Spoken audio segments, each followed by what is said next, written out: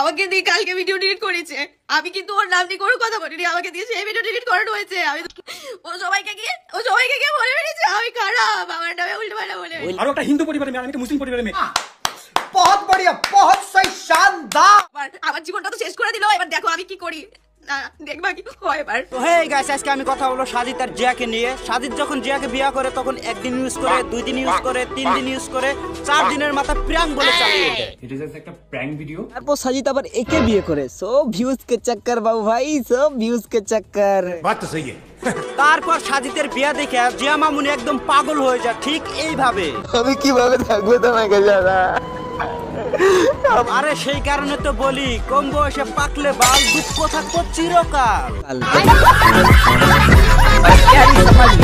এবার তোমরা হয়তো ভাবছো সাজিদ সত্যি বিয়ে করছে না প্র্যাঙ্ক করছে। সাজিদ যখন প্রথম বিয়ে করে তখন এরকম রিলস বানায় না কেউ তোমার, আর যখন দ্বিতীয় বিয়ে করে তখন এরকম রিলস বানায় পারবে না কেউ তোমার। এই সুজিত বাল সিরিজে এত বিয়ে করতেছে, এর মেশিনটা কি ঠিক মতন চালিয়ে যেতে পারবে?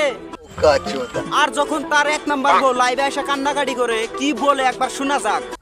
ও সবাইকে গিয়ে বলে বেরিয়েছে আমি খারাপ, আমার নামে উল্টোপাল্টা বলে বেরিয়েছে। বাচ্চাটা আমি বড় হয়েছি, হ্যাঁ দেখে আস বাকি আইডি গুলো সবার। আমার জীবনটা তো শেষ করে দিল, এবার দেখো আমি কি করি। না দেখবা কি হয় এবার। সারোয়ারটা তখন থেকে ফোন করেই যাচ্ছে, দেখো এখন নিজেকে সতী সাবিত্রী প্রমাণ করতে চাই। মানুষ কত কথা বলেছিল ওর নামে, আমি কোনোদিন কারোর কথা শুনিনি। ও যা বলেছে আমি তাই বিশ্বাস করেছি। এবার চলো সাজিদ কি বলছে একবার শোনা যাক, তারপরে তো আমি আসি তাকে টপ আপ করার জন্য। ঠিক বলেছো। মানুষ ভিউজ এনে পরে মানুষ এত কিছু করতে পারে, এত বড় বেমানি করতে পারে, সেটা আমি আজকে তোমাদেরকে প্রুফ দেখাবো। আমি প্রুফ দেখাচ্ছি, তার প্রমাণের কোনো দরকার নাই, আমরা জানি তুমি ভিউজের জন্য টপ আপ মারাতে পারো। তোমাদেরকে প্রুফ দেখাবো, আমি প্রুফ দেখাচ্ছি দাঁড়াও। আর ও কিন্তু অন্যজনের প্রুফ দেখানোর জন্য বলতেছে না, ও নিজের প্রুফ দেখানোর জন্য বলতেছে।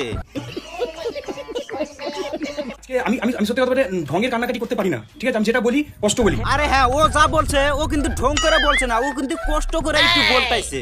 Are you comedy me?